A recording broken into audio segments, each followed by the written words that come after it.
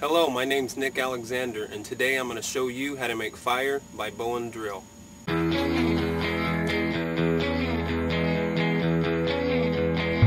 Slow down on Chemical Hill. Slow down, you're making me real. Silver and 79.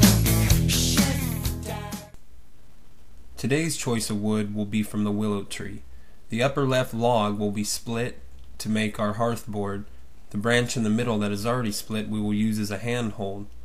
A branch next to that will be used as our spindle. We have a branch in the shape of a bow, our axe, our knife, and some cord. The first thing that we're going to get started on is our fire spindle. Now you want to maximize friction at the bottom and minimize friction at the top. And we do that by creating a point on one side and leaving the bottom half a little bit more blunt.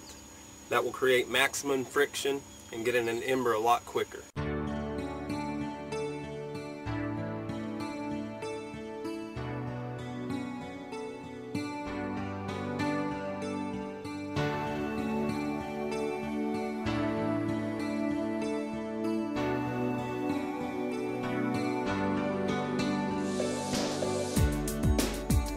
Next, we're going to get started on this end, creating a sort of a blunt nose.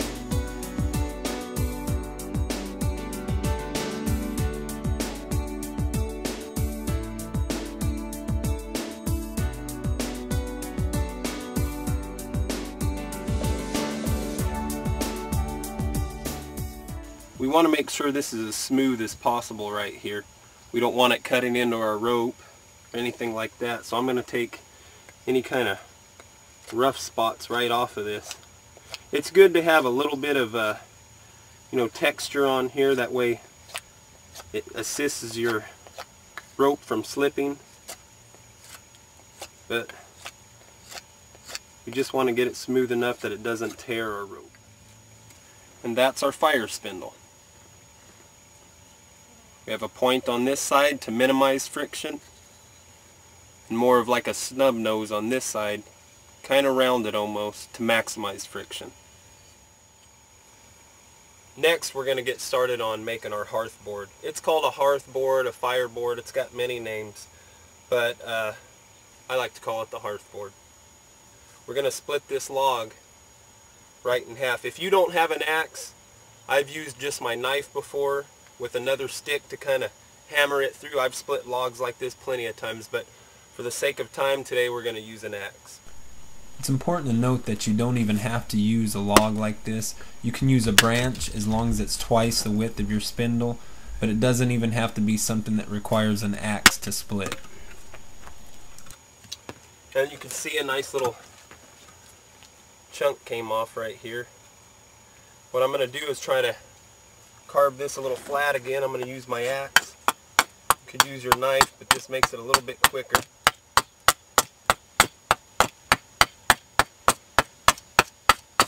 I want to create a flat surface on both sides. Remember to keep all of these shavings.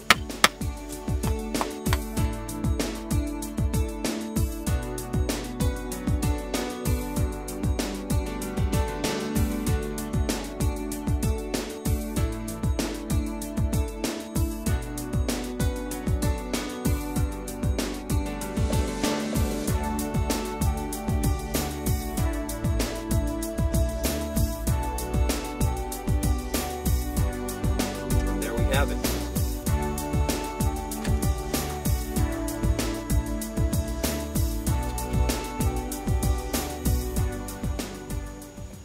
Next, what we're going to do is we're going to take our axe or our knife, but I'm going to use the axe. All we do is about almost in the center of this, we want to create an indentation or a notch. This is going to help us because the first thing we have to do is to start a hole with our fire spindle in here. After we've created a little notch,